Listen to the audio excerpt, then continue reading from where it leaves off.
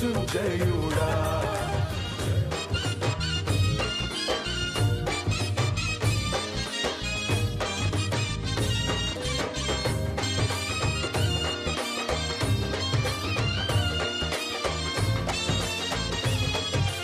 సర్వాధికారియు నిరంతర స్తోత్రార్హుడు యేసుక్రీస్తు ప్రభువారి ప్రశస్త నామములో ఉదయకాలపు వర్తమానాల కొరకు ఎదురు చూస్తున్న మీ అందరికీ ఇమాన్యుయల్ మినిస్ట్రీస్ తరపున మా శుభాభివందనాలు తెలియచేస్తూ ఉన్నాను.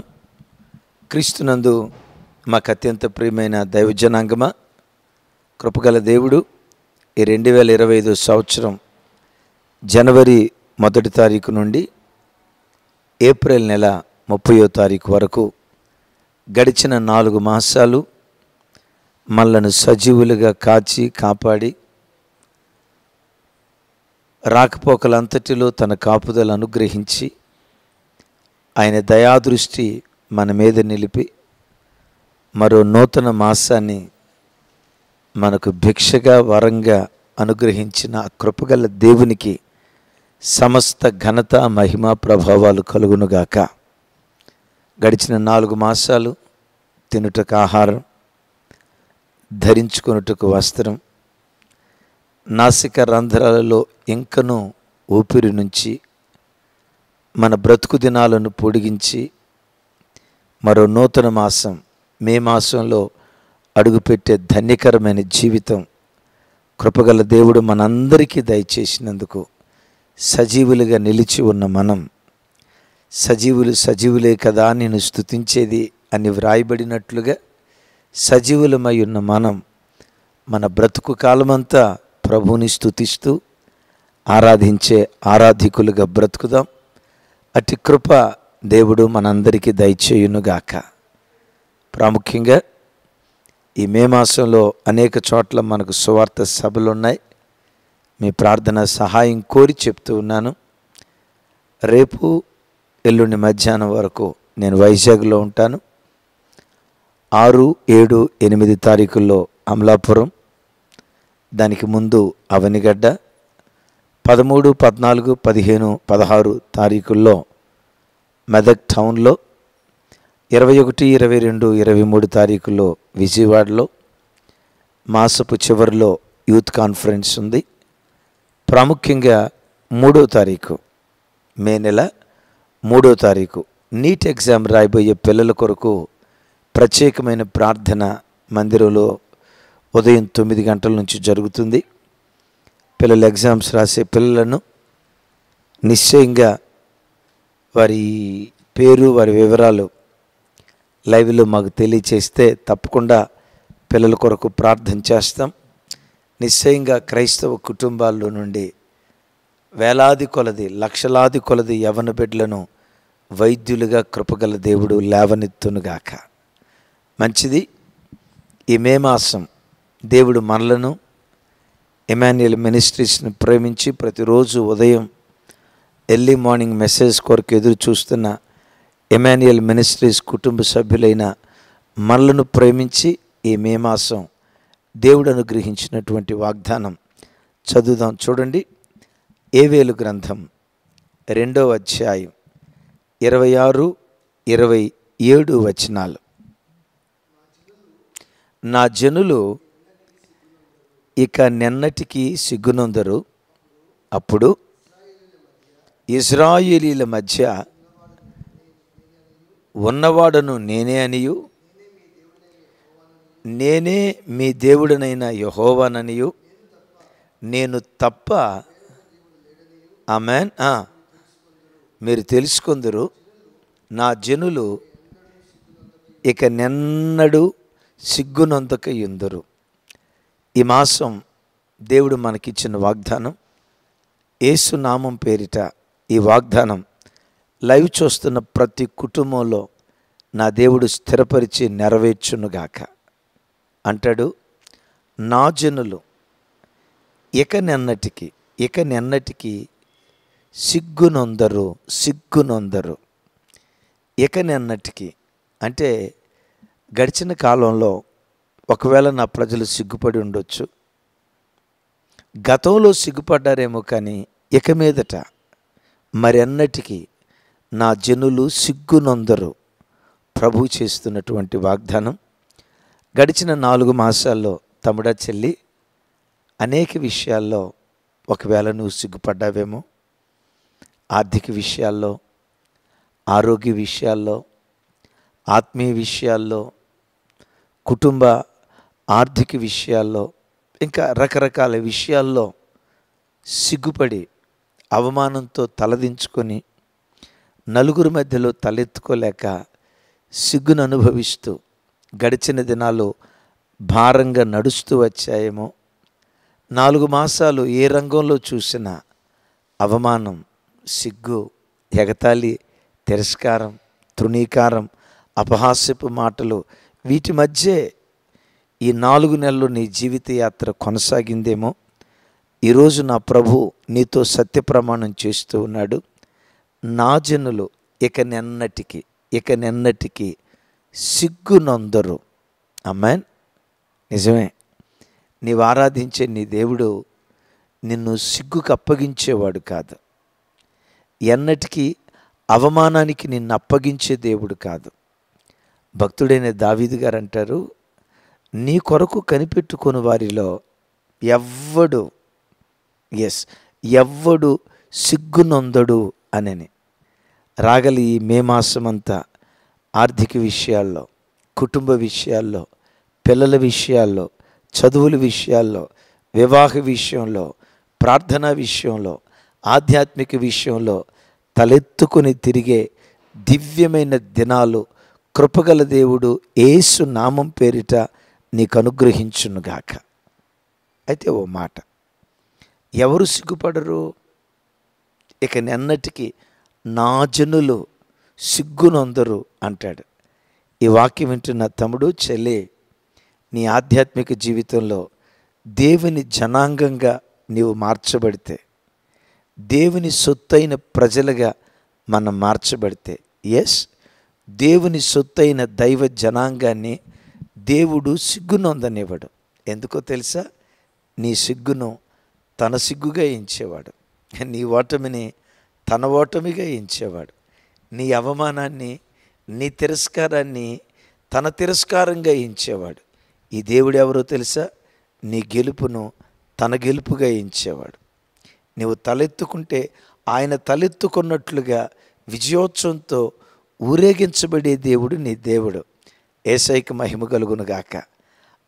ఆ దేవునికి నీవు నేను ఆయన జనులం కావాలి. నా జనులు అంటాడు. మనం దేవునికి ఎలా జనులుగా మార్చబడగలుగుతాం? దేవుని సొత్తైన ప్రజలుగా ఎలా మార్చబడగలుగుతాం?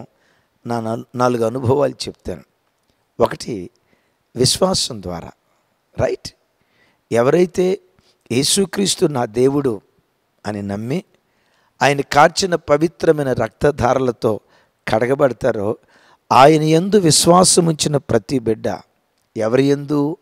జీవము కలిగిన దేవుని యందు, నిర్జీవమైన వాటి యందు కాదు, దైవము కాని వాటి యందు కాదు, మనుషుల చేత తయారు చేయబడిన దైవముల మీద కాదు, మనుషుని తయారు చేసిన దేవుని మీద, నిజదేవుని మీద ఎవరు విశ్వాసం ఉంచుతారో వారు ఆయన సొత్తైన ప్రజలుగా తీర్చిదిద్దబడినట్లుగా గలతీ పత్రికలో, పేతురు పత్రికలో మనం చూస్తాం. ఆయన యందు విశ్వాసం ఉంచితే ఏం జరిగిద్దో చూడండి. పేతురు మొదటి పత్రిక 2వ అధ్యాయం 6, 7 వచనాలు. పేతురు మొదటి పత్రిక 2వ అధ్యాయం 6, 7 వచనాలు. ఎలయనగా ఇదిగో ముఖ్యమును ఏర్పరచబడినదియు అమూల్యమునగు మూలరాతిని సియోనులో నేను స్థాపించి ఉన్నాను.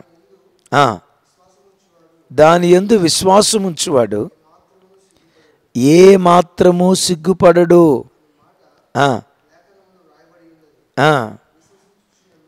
విశ్వసించుచున్న మీకు ఆయన అమూల్యమైన వాడు. విశ్వసింపని వారికైతే ఇల్లు కట్టువారు ఏ రాయితీ నిషేధించితిరో. ఆమేన్. విన్నారా? విశ్వసించు వారికి ఆయన అమూల్యమైనవాడు. ఆయన యందు విశ్వాసం ఉంచువాడు ఏ మాత్రము సిగ్గుపడడు.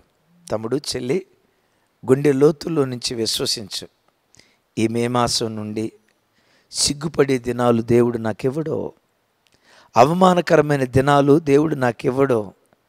ఎక్కడ నా బ్రతుకు నగుబాట్లు పాలైపోయిందో, ఎక్కడ నా బ్రతుకు నవ్వులు పాలైపోయిందో, అదే స్థలంలో నోటి నిండా దేవుడు నాకు నవ్వు కలుగు చేయబోతున్నాడు. తల దించిన చోటే నా దేవుడు నా తల పైకెత్తబోతున్నాడు. ఓడిపోయిన చోటే విజయోత్సవంతో దేవుడు నన్ను ఊరేగించబోతున్నాడని నువ్వు విశ్వసించగలిగితే, విశ్వసించువాడు ఏ మాత్రము ఎంత మాత్రము సిగ్గుపడడు. నిజమే. ఈ విశ్వాస యాత్రలో లోకాన్ని జయించే విజయం నీ విశ్వాసమే. దేవుని మీద అచంచలమైన విశ్వాసం. అదే యేసు ప్రభువారు అంటారు కదా, ఆవగింజంత విశ్వాసం నీకుంటే చాలు.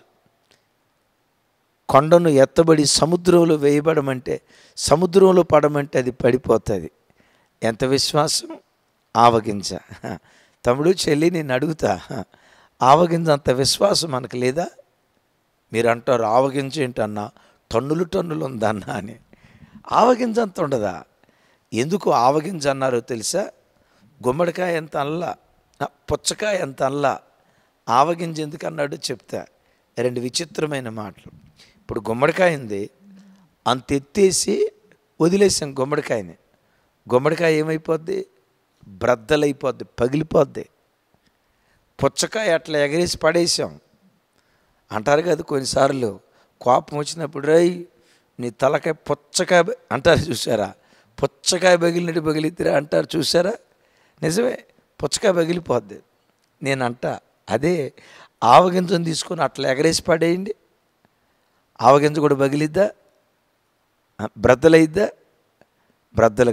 పుచ్చకాయ బ్రద్దలైద్ది, గుమ్మడికాయ బ్రద్దలైద్ది, ఆవగింజ బ్రద్దలు కాదు. దీని అర్థం ఏంటో తెలుసా?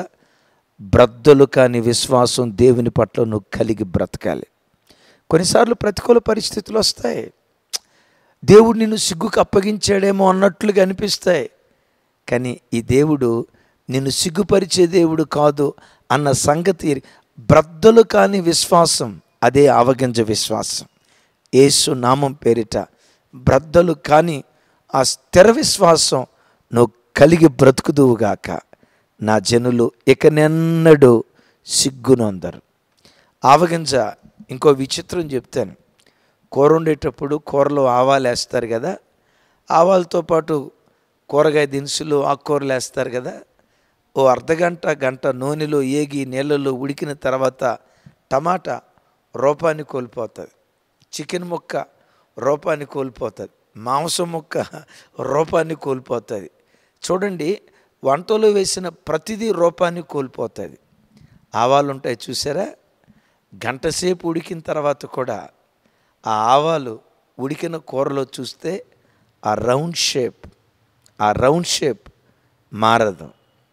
అంటే మార్పు లేని విశ్వాసం.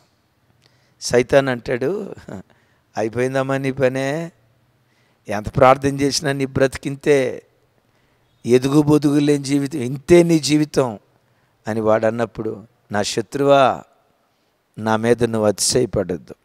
నా దేవుడు నిశ్చయంగా నా తల పైకెత్తుతాడు. సిగ్గుపడనక్కర్లేని పనివానిగా నా దేవుడు నన్ను నిలవబెడతాడు. నీవు సిగ్గుపడే దినాలు దేవుడు నీకు ఇస్తాడు. నా తలపైకెత్తే రోజులు ఖచ్చితంగా నాకు ఆ ప్రతికూల పరిస్థితుల్లో కూడా మార్పు లేని విశ్వాసం, బ్రద్దలు లేని విశ్వాసం కలిగి ఉండటమే ఆవగింజంత విశ్వాసం. అలాంటి విశ్వాసం ఉంటే ఎంత మాత్రమూ దేవుడు సిగ్గుపడనివాడు. ఎవరు దేవుని జనులు? విశ్వసించిన వారు. యేసయ్య పవిత్రమైన రక్తంతో కడగబడి ఆయన యందు విశ్వాసం కలిగిన వారు ఆయన జనులు. రెండవది, ఆయన జనులు ఎవరో తెలుసా? చూడండి ఒకసారి, దినవృత్తాంతాల రెండవ గ్రంథం 7వ అధ్యాయం 14వ వచనం ఒకసారి నేను చదువుతాను. 14వ వచనం చదువుచనా? నా పేరు పెట్టబడిన నా జనులు తమ్మును తాము తగ్గించుకొని ప్రార్థన చేసి నన్ను వెదకి తమ చెడు మార్గములను విడిచిన యెడల ఆకాశము నుండి వాళ్ళ ప్రార్థనను విని వారి పాపములు క్షమించి దేశమును స్వస్థపరచుదును. యేసయ్యకి మహిమ కలుగును గాక. ఎవరు దేవుని జనులు? ఎవరు దేవుని జనులు? తమ పాపముల విషయమై పశ్చాత్తాపడి తన ప్రవర్తన మార్చుకున్నవారు దేవుని జనులు. ఆ జనులను ఇక నెన్నటికీ దేవుడు సిగ్గుపడనివ్వడు. రాత్రి మాసాంతర కూటంలో కూడా చెప్పాను, తమ్ముడు చెల్లి, పరిశుద్ధ గ్రంథమైన బైబిల్లో సిగ్గు అనే మాట ఎక్కడ మనం చూస్తామో తెలుసా? అవ్వ ఆదాములు దేవుని ఆజ్ఞానుసారంగా బ్రతికినంత కాలం వాళ్ళ జీవితంలో సిగ్గు ఎరగకుండిరి. ఎప్పుడైతే దేవుని ఆజ్ఞను అతిక్రమించారో ఇప్పుడు సిగ్గుపడటం ప్రారంభించారు. అంటే దీని అర్థం, దేవుని ఆజ్ఞను అతిక్రమించినప్పుడే మానవ బ్రతుకులు సిగ్గు ప్రారంభమవుతుంది. ఆజ్ఞాతిక్రమమే పాపం. అంటే సిగ్గు పాపం వలన కలుగుతుంది. వాక్యంలో చూసాం కదా. ఈ వాక్యం వింటున్న నీ బ్రతుకులో తమ్ముడు చెల్లి, ప్రియ తండ్రి, గడిచిన 4 మాసాల్లో, గడిచిన దినాల్లో దేవునికి ఆయాసకరమైన పాపం ఏది నీలో ఉందో, ఎక్కడ దేవుని గాయాలు రేపావో, ఎక్కడ దేవునికి దూరం అయిపోయావో, ఏ చెడుతనం నీ ఆరాధ్య దైవం యేసుక్రీస్తు వారికి నేను దూరంగా తీసుకుని వెళ్ళిందో, ఈ వాక్యం వింటుండగా దేవుని సన్నిధిలో పశ్చాత్తాపడు. నీ చెడుతనాన్ని విడిచిపెట్టు, నీ బ్రతుకును మార్చుకో. ఒక నవనూతన జీవితం దేవుని కొరకు జీవిస్తానని ఈ గడియలో నువ్వు తీర్మానం చేసుకోగలిగితే ఆకాశము నుండి దేవుడు నీ ప్రార్థన ఆలకించి తన బాహుబలత చాపి దేశాన్ని స్వస్థపరుస్తాను అంటాడు. ఆమేన్. ఇక మీదట నా ప్రజలు సిగ్గుపడకుండా దేశాన్ని స్వస్థపరుస్తానంటాడు. ఏ రుగ్మతతో అల్లాడిపోతున్నావో యేసు నామం పేరిట ఇప్పుడే గాయపడిన తన హస్తాన్ని చాపి నా దేవుడు నిన్ను స్వస్థపరచునుగాక. ఆ దయగల దేవుడు ఒక వ్యక్తిని స్వస్థపరిచి ఆయుష్నిస్తే విచిత్రం. యెషయా గ్రంథంలో చక్కటి మాట రాసి ఉంటుంది. 65వ అధ్యాయం 22వ వచనం ఒకసారి చూడండి. యెషయా గ్రంథం 65వ అధ్యాయం 22వ వచనం. వారు ఉండరు,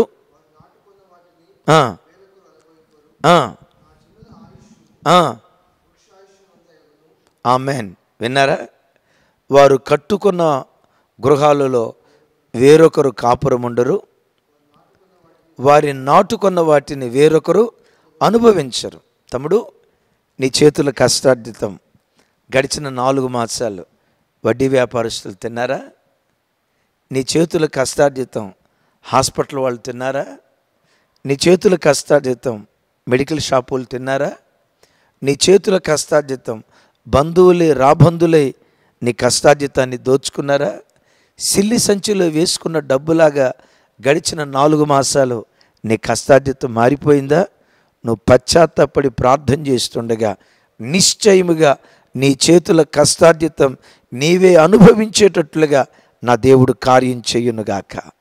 అంతకు మించి అంటాడు, ఆయుష్నిస్తాడట. ఏ ఆయుషో తెలుసా? నా జనుల ఆయుష్ వృక్షాయుష్ కాలమంతగును అంటాడు. వృక్షం యొక్క ఆయుష్ ఎంత ఉంటుంది? చింత చెట్లు ఉంటాయి మన ఊరుల్లో, మర్రి చెట్లు ఉంటాయి మన ఊరుల్లో, ఒలీవ చెట్లు ఉంటాయి. 2000 సంవత్సరాల క్రితపు చెట్టట. అంటే విచిత్రం. చెట్టు ఆయుష్ 100 సంవత్సరాలు కాదు, 1000 సంవత్సరాలు. నా చేతులెత్తి దీవిస్తున్నాను. ఆయన సన్నిధిలో ఏ బలహీనత చేత నువ్వు చిక్కుబడి దేవునికి దూరమైన స్థితిలో ఉన్న ఈ గడియలో నువ్వు పశ్చాత్తాపడగలిగితే ఆకాశమందలి దేవుడు నిన్ను కనికరించి గాయపడిన తన హస్తాన్ని చాపి ఇప్పుడే ఈ గడియలోనే దేవుడు నిన్ను స్వస్థపరచునుగాక.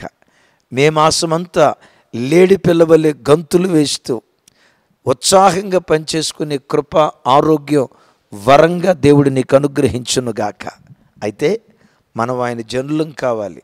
సైతానుగాడి జనులం కాకూడదు, దయ్యపు జనులం కాకూడదు, దేవుని జనులం కావాలి. 1 విశ్వసించాలి, 2 పశ్చాత్తాపడాలి, 3 చూడండి ఆ మాట. జకర్యా గ్రంథం, జకర్యా గ్రంథం 13వ అధ్యాయం 9వ వచనం.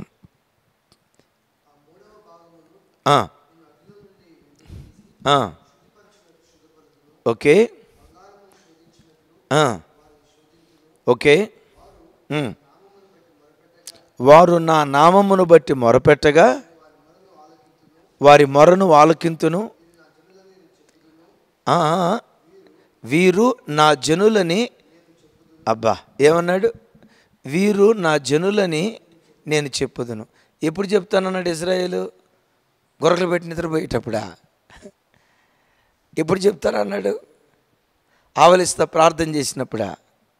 ఎప్పుడు నా జనులని చెప్తాను అంటున్నాడు? ఒకసారి చెప్పండి. వారు నాకు మొరపెడతా ఉంటే, మొరపెట్టే ప్రజలను చూసి దేవుడు అంటాడట, వాళ్ళు నా జనులు. తమ్ముడు, ప్రార్థనా జీవితం నిన్ను దేవునికి జనునిగా మారుస్తుంది. ఆమేన్. ఎవరిని పట్టుకొని నా జనులు అంటున్నాడు? వారు నాకు మొరపెడుతూ ఉంటారు, వారు మొరపెడుతూ ఉండగా వాళ్ళ ప్రార్థన నేను ఆలకిస్తాను, వారు నా జనులని నేను చెప్తాను అంటాడు. తమ్ముడు, చెల్లి, ఈ మే మాసం ఈరోజు 1వ తారీఖు నుండి రాగల 31 దినాలు ఒక్కరోజు కూడా కోల్పోకుండా ప్రతిరోజు అరుణోదయపు దినాన లేచి నీ కంఠధ్వని దేవునికి వినిపించు. ఎందుకు అరుణోదయ ప్రార్థన అంత ప్రాముఖ్యమైనదో తెలుసా? గత ఆదివారం చెప్పాను. పిడికిడిలో మొదటి ముద్ద పరిశుద్ధమైతే ముద్దంతయు పరిశుద్ధములే అంటాడు. ఎరుగుదురా మీరు ఈ మాట? రెఫరెన్స్ ఆల్రెడీ చాలాసార్లు చెప్పాను. రోమాపత్రికలో ఉంటుంది, తెలిసిన వాళ్ళు కింద కామెంట్ బాక్స్లో రాయండి. మొదటి ముద్ద పరిశుద్ధమైతే ముద్దంతా పరిశుద్ధమే. 24 గంటల కాల వ్యవధిని పెద్ద ముద్దలో 4:30కు లేస్తావు కదా, 5ంటికి లేస్తావు కదా, లేవటంతో తొల్లిటి అర్ధగంట గంట మొదటి ముద్ద. ఆ మొదటి ముద్ద పరిశుద్ధంగా ఉంటే తతిమ 23 గంటలు కూడా పరిశుద్ధంగా ఉండటానికి దేవుడు కృప చూపిస్తాడు. ఆమేన్. చెబుదాం ఆమేన్. అందుకని మే మాసం ప్రతి అరుణోదయపు దినాన్ని లేచి ప్రార్థన చేసుకుని, ప్రతి రాత్రి కుటుంబ ప్రార్థన చేసుకుని, మీరు అలా కుటుంబ ప్రార్థన చేసుకుంటూ ఉంటే మీ కుటుంబాలను చూసి దేవుడు ఏమంటాడో తెలుసా? వీళ్ళు నా జనులు, వీళ్ళు నా జనులు. ఐపీఎల్ మ్యాచ్ చూస్తా కూర్చుంటే నా జనులు అండో, సీరియల్ దగ్గర కూర్చుంటే నా జనులు అండో, జబర్దస్త్ షోల దగ్గర కూర్చుంటే నా జనులు అండో. వింటున్నారా? 24 గంటలు రాజకీయాలు, వార్తలు, ఆంధ్రాలు ఎట్లయింది, తెలంగాణ ఇట్లా ఈ రాజకీయ వార్తలు వింటూ కూర్చుంటూ కాకమ్మ కప్పుర్లు చెప్పుకుంటూ ఉంటే నా జనులు అనరు. ఏ ఇంటిలో ప్రార్థన జరుగుతుందో ఆ ఇంటిని చూసి నా జనులు అని ప్రభు పిలుస్తాడు. తమ్ముడు, చెల్లి, దైవ జనాంగంగా మార్చబడదాం అంటాడు. నా జనులు ఇక నిన్నటికి సిగ్గునొందరు. గడిచిన 4 మాసాలు సిగ్గుపడ్డావేమో, నా చేతులెత్తి దీవిస్తున్నాను. ఏ పిల్లల విషయంలో గడిచిన కాలాల్లో సిగ్గుపడ్డావో అదే పిల్లల విషయమై నువ్వు తలెత్తుకునే దినాలు నా దేవుడు నీకు అనుగ్రహించబోతున్నాడు. ఏ భర్త విషయమై గడిచిన దినాల్లో సిగ్గుపడ్డావో యేసు నామం పేరిట అదే భర్త విషయమై నువ్వు తలెత్తుకుని తిరిగే దినాలు నా దేవుడు నీకు అనుగ్రహించబోతున్నాడు. ఆమేన్. ఏ కుటుంబ విషయమై నువ్వు సిగ్గుపడ్డావో, ఏ వ్యాపార విషయమై సిగ్గుపడ్డావో అదే విషయంలో నువ్వు తలెత్తుకునేటట్లుగా దేవుడు కార్యం చేయబోతున్నాడు. అలా కార్యం చేయనట్లుగా ప్రార్థన చేయి. ప్రార్థన చేసే ప్రజలను నా జనులు అంటాడు. వారిని సిగ్గుపరచనివ్వడు. దేవునికి ప్రార్థన చేసేటప్పుడు కూడా లోకాసు వార్తలో చూస్తాం కదా, మాటి మాటికి సిగ్గు విడిచి అడుగుట వలన అతనికి కావలసినవన్నీ అనుగ్రహించబడతాయి. నేనంట, నీ సిగ్గు కొట్టివేయబడాలంటే సిగ్గు విడిచి దేవుణ్ణి అడగాలి. మాటి మాటికి రాత్రి మాసాంతర కూటంలో చైనా దేశం నుంచి వచ్చిన ఒక చెల్లి సాక్ష్యం చెప్పింది. ఉదయం ప్రార్థన చేసిన తర్వాత మరలా మధ్యాహ్నం ప్రార్థన చేయబోయేటప్పుడు, మమ్మీ ఉదయం చేసాం కదా మమ్మీ, మరలా చేయాలా? మధ్యాహ్నం చేసాం కదా మమ్మీ, మరలా సాయంత్రం కూడా చేయాలని వాళ్ళ చిన్న పాప, 7 సంవత్సరాల పాప అంటదట. మరలా చేయాలా మమ్మీ, మరలా రేపు పొద్దున ప్రార్థించే, మాటికి చేయాలా? ఎస్, సిగ్గు విడిచి మాటికి నీ మొర దేవుని సన్నిధికి చేరితే నీవెన్నడూ సిగ్గుపడకుండా నీకు కావలసినవన్నీ దేవుడు నీకు అనుగ్రహిస్తాడు. ఎక్కడుంది ఈ మాట? అందరికీ తెలుసు. Just reference చదివిస్తాను. లూకా సువార్త, ఎస్, అందరూ చూడండి ఒకసారి. లూకా సువార్త 11వ అధ్యాయం 8వ వచనం. లూకా సువార్త 11వ అధ్యాయం 8వ వచనం. అతడు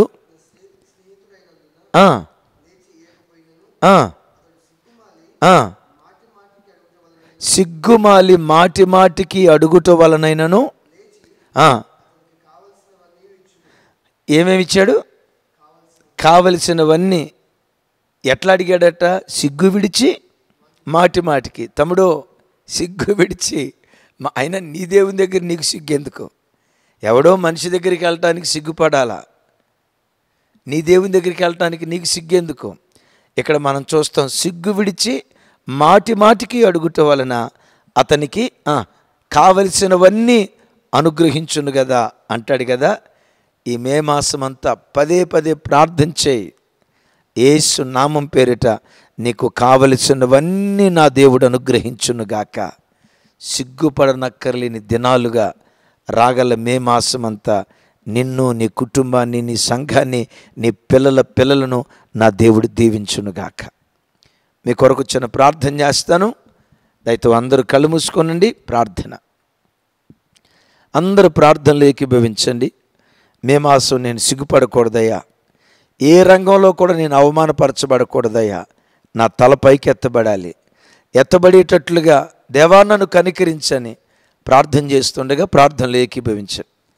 సర్వశక్తి గల తండ్రి, సకల ఆశీర్వాదాలకు కారణభూతుడా, మీకు స్తోత్రాలు. మాతో మీరు మాట్లాడిన శ్రేష్టమైన మీ మాటలకై వందనాలు. నా జనులు ఇక నెన్నటికి సిగ్గునందరు అని సెలవిచ్చావు. ఈ లైవ్లో ఉదయకాలపు వాక్యం విన్న ప్రతి చెల్లి కొరకు, ప్రతి తమ్ముడు కొరకు, ప్రతి తల్లి కొరకు, ప్రతి కుటుంబం కొరకు ప్రార్థిస్తున్నాను.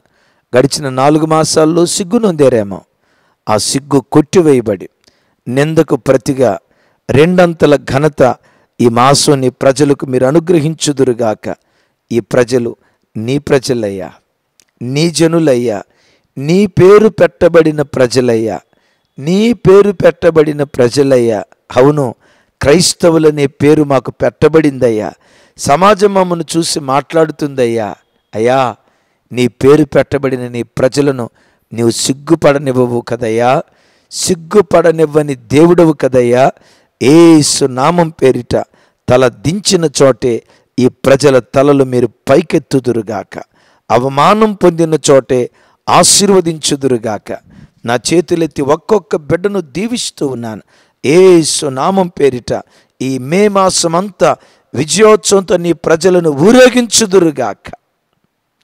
కన్నీళ్లు తొడవబడిన నెలగా, విజయోత్సవంతో ఊరేగించబడిన మాసంగా, కష్టాధ్యతాన్ని అనుభవించిన మాసంగా, ఆరోగ్యాన్ని అనుభవించిన మాసంగా, మిగులుబడిని అనుభవించిన మాసంగా ఈ మాసాన్ని వరంగా దయచేసి మీరే మహిమ పొందమని, మే మాసమంతా నీ పిల్లలు చేసే ప్రయాణాల్లో కాపుదల దయచేయి, ఉద్యోగాల్లో కాపుదల దయచేయి, పని స్థలాల్లో భద్రత దయచేయి, పిల్లలు రాయబోతున్న కాంపిటేటివ్ ఎగ్జామ్స్లో అఖండమైన విజయాన్ని ప్రసాదించు. యేసు నామం పేరిట మా పిల్లలను బట్టి మేము తలెత్తుకునే దినాలు మీరు మాకు ఇచ్చుదురుగాక. సమస్త ఘనత మహిమ ప్రభావాలు మీకే ఆరోపిస్తూ యేసు నామం పేరిట ప్రార్థించి స్తుతించి పొంది ఉన్నాం తండ్రి. ఆమెన్. తండ్రి అయిన దేవుని ప్రేమ, కుమారుడైన యేసుక్రీస్తు వారి దివ్య కృప, పరిశుద్ధాత్మ దేవుని సహవాసం మనకు సకల పరిశుద్ధులకు సదా తోడయుండి నడిపించునుగాక. ఆమేన్, ఆమేన్, ఆమేన్. Thank you. కృపా సమాధానాలు మనందరికీ తోడయుండునుగాక.